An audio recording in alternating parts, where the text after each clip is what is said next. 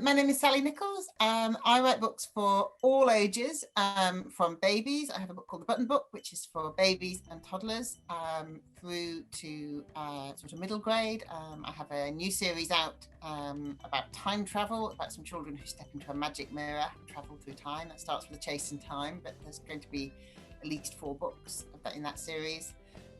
All the way up to young adults. Things a Bright Girl Can Do is a young adult novel about the suffrage movement, and my latest book is The Silent Stars Go By, which is set at Christmas 1919 and is about a girl whose baby is being raised as her younger brother. When I was a child, I had 2 childhood story heroes. The first was Pippi Longstocking, who lived in her own house with her horse and a monkey and a big pile of gold, which I just thought was brilliant. I wanted to live that life. Also Nancy Blackett, who was a pirate Amazon captain in the Swallows and Amazons, and she always had all the best ideas, and she was the leader and the hero in everything they do, which was a great relief after reading lots of Enid Blyton, where the girls all had to stay at home and not go off on the adventures. Nancy Blackett would be leading all the adventures. She would not let those sorts of things hold her back.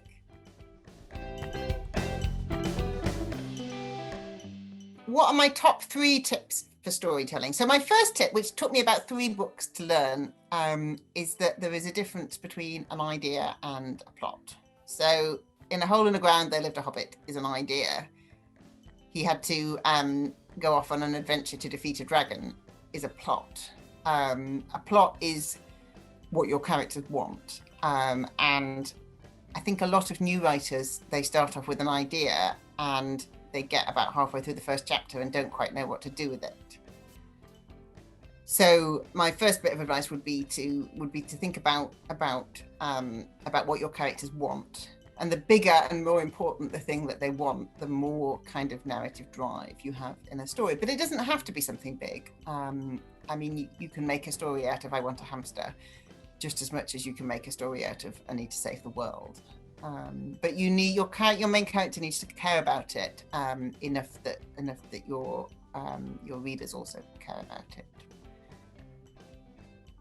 I think my second tip is to read as much as you can. If you want to write books, if you want to write poetry, read as much poetry as you can, or listen to as much poetry. If you want to write horror films, watch as many horror films as you can. Writers are always inspired by the art and the world that they take in. So the more stories and ideas and music and plays and films you absorb, the more kind of sparks will light up inside your brain, and the more ideas you can have. If you're writing for children, and young people, there are so many exciting books being written at the moment that this will be a joy. And if it's not a joy, then maybe you shouldn't be writing children's books. Maybe you should go and write something else.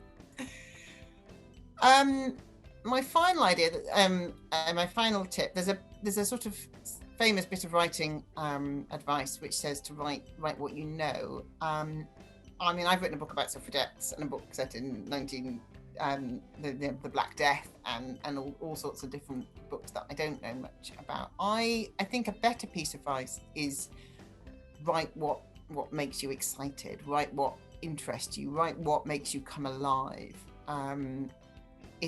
If you are really, really interested in trains, then write a book about how great trains are. If you are really interested in plumbing, write a book about plumbing. If you're really interested in space and plumbing, write a book about being a plumber on a space station. I mean, it doesn't have to be something that you've lived yourself, but if you can put that interest and that enthusiasm into a story, then other people will pick up on it and they will get interested. And when you're reading a book, you find yourself getting excited about all sorts of things that you didn't think were at all interesting, just because you can feel the enthusiasm of the writer coming off the page. So So yeah, write what excites you, write what makes you come alive.